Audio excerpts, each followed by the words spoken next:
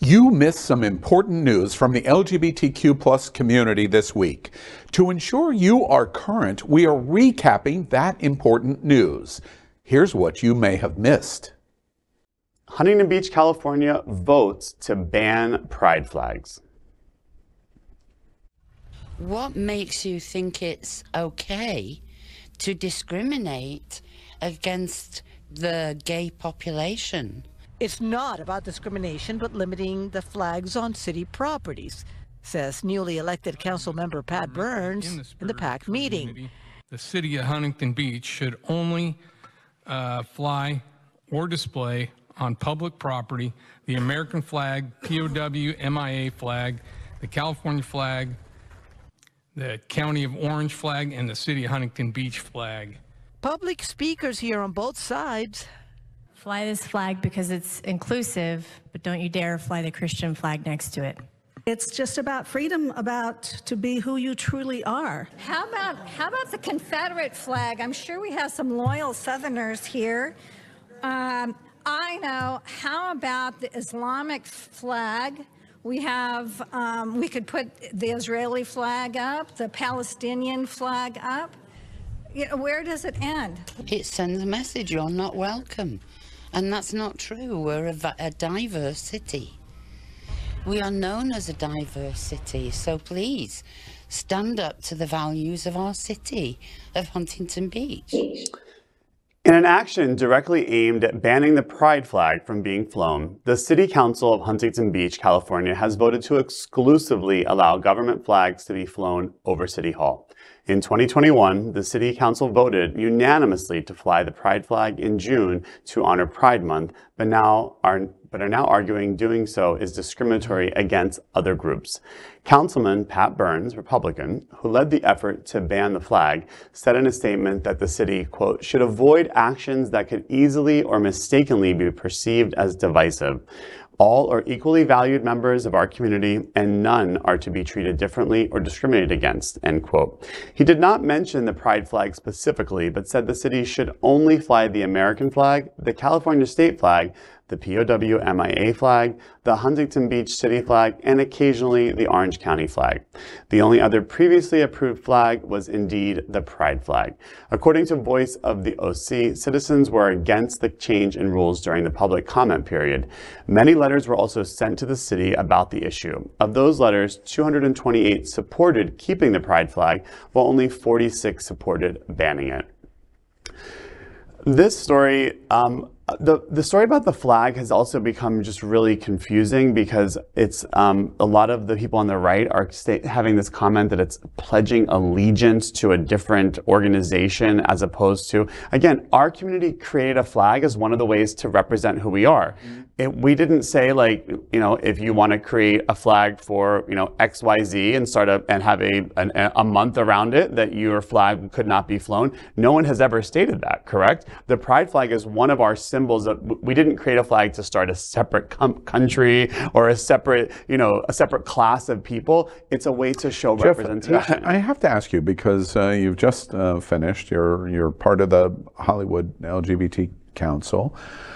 The city of Hollywood was, I believe, the first city in Florida to fly the progressive flag, and the city is 100%. You're with Board of Governors for HRC.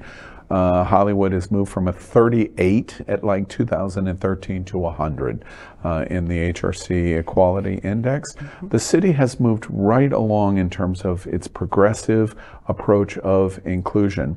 How was Hollywood able to do that? How is Hollywood be able to do what Huntington Beach can't, which is not make a pride flag divisive, but inclusive for a community? How are you able to do it when they can't?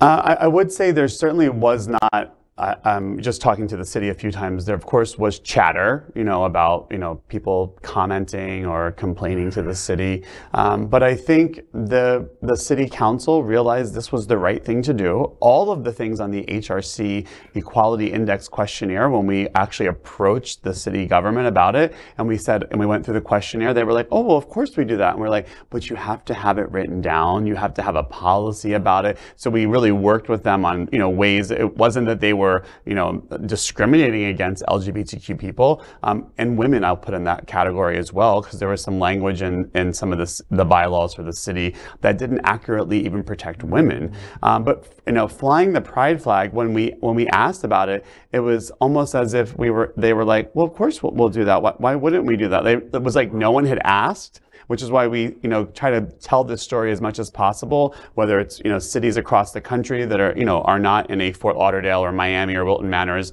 an LGBTQ hub. Go to your city and ask them, will you support representation? Because a lot of times the city they don't necessarily know that they should be doing it. And when we brought it to their attention, there was actually not a lot of comment back and forth. It was very supportive. To that point, which is the reason why I want to ask you, because you have great representation on this subject.